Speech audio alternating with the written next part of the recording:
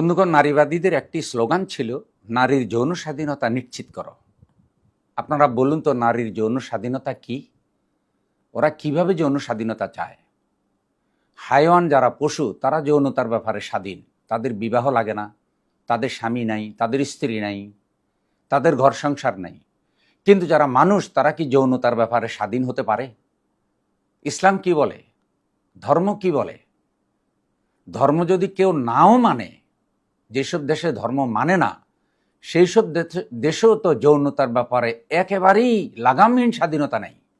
তাদের কিছু রাষ্ট্রীয় নিয়মকানুন রয়েছে, সেগুলোকে অমান্য করতে পারে না। এরা হারামজাদা এবং হালালজাদা একাকার করে দিতে চায়। এরা বলতে চায়, বয়ফ্রেন্ড গার্লফ্রেন্ড সংস্কৃতি আনো, বিয়ের কোনো দরকার নাই। গরু ছাগল যেভাবে থাকে এভাবে থাকবে। একটা পাঁঠা যেভাবে একটা বকরি নিয়ে বাচ্চা জন্ম দেয়, মানুষ সেভাবে বাচ্চা জন্ম দিবে, লিভ টুগেদার করবে। এরা ব্যভিচারের স্বাধীনতা চায়, এরা অশ্লীলতার স্বাধীনতা চায়। এটা যদি দেওয়া হয়, তাহলে বুকে হাত দিয়ে বলেন, সংসার প্রথা থাকবে? মা বাবা বলতে কেউ থাকবে? স্বামী স্ত্রী বলতে কোনো থাকবে কিছু? বিবাহটা কেন? বিবাহটা হলো পরিবারের ফাউন্ডেশন।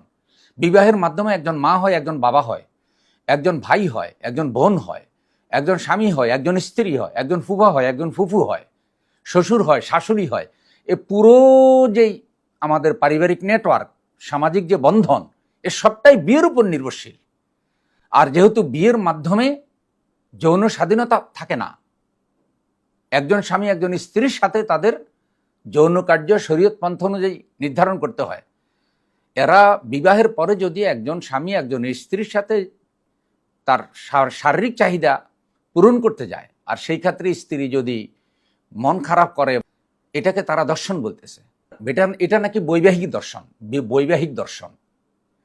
আবার পতিতালয়ের পতিতাদেরকে ওরা বলতেছে সামাজিক কর্মী হিসাবে স্বীকৃতিতে।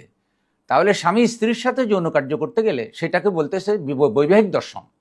আর পতিতাদেরকে বলতেছে তাদেরকে রাষ্ট্রীয় স্বীকৃতি দাও। তাহলে এটার উদ্দেশ্য কি? এটার উদ্দেশ্য হলো এরা মানুষের সমাজকে জানোয়ারের সমাজে বানাতে চায়।